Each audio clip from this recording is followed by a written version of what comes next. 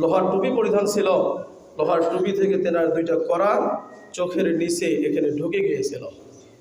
সেই কড়াগুলোকে উত্তোলন করেছিলেন দাঁত দিয়ে হযরত আবু উবাইদা রাদিয়াল্লাহু তাআলা আনহু। এই দাঁত দিয়ে কড়াগুলো লোহার টুকরাগুলো তুলতে গিয়ে তেনার দুইটা দাঁত ভেঙে গিয়েছিল। আল্লাহু আকবার। আরেকজন সাহাবী মালিক ইবনে মানান রাদিয়াল্লাহু তাআলা আনহু রাসূল সাল্লাল্লাহু আলাইহি ওয়াসাল্লাম যে রক্তাক্ত হয়েছেন এর রক্তগুলো পরিষ্কার করার জন্য জিহ্বা দিয়ে ছেঁচে নিয়েছেন।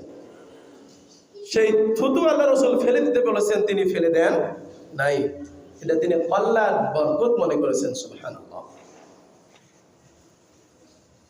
হযরত তালহা রাদিয়াল্লাহু তাআলা আনহু ওই পর্যায়ে ওই সময় রাসূলকে বলতেছেন, আপনি মাথাটা নিচু করেন যাতে করে কাফের পক্ষের তরবারি আপনার মাথায় এসে না আঘাত না হয়, আঘাতপ্রাপ্ত না হয়, না লাগে। আপনি মাথা নিচু করেন, আমার মাথা উঁচু থাক, আমার গায়ে তরবারি আঘাতপ্রাপ্ত। আল্লাহু আকবার। কি তাদের ভালোবাসা, মহব্বত। প্রায় 35 থেকে 39টি আঘাত তিনি পেয়েছিলেন হযরত তালহা রাদিয়াল্লাহু তাআলা। আবু দুজার রাদিয়াল্লাহু তাআলা তিনি ছুটে এলেন, রাসূলের পিছনমুখী হলেন, পিঠ লাগাই দিলেন। তিনি পিঠ লাগাই দিচ্ছেন, তীর তেনার গায়ে এসে লাগতেছে। এমনকি এক পর্যায়ে রাসূল সাল্লাল্লাহু আলাইহি সাল্লামকে সেখান থেকে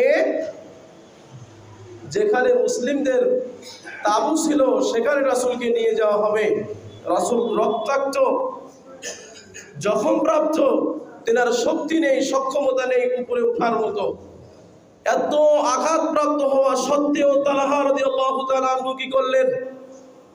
নিচে বসে গিয়ে রাসূলকে কাঁধে নিলেন, রাসূল সাল্লাল্লাহু আলাইহি ওয়াসাল্লামকে কাঁধে তুলে উপরে ওঠার সাহায্য করলেন। সুবহানাল্লাহ।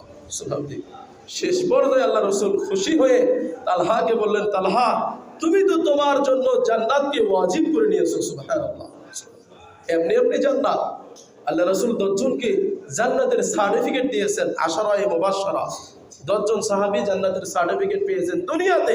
তার মধ্যে অন্যতম হলেন তালহা রাদিয়াল্লাহু তাআলা। দুনিয়াতে জান্নাতের সার্টিফিকেট পাওয়া কি জাতা কথা? দুনিয়াতে তারা জান্নাতের সনদ নিয়েছেন।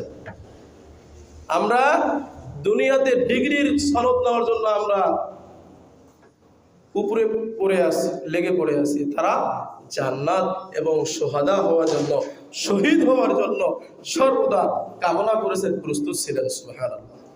তাদের মধ্যে আর আমাদের মধ্যে এটাই পার্থক্য।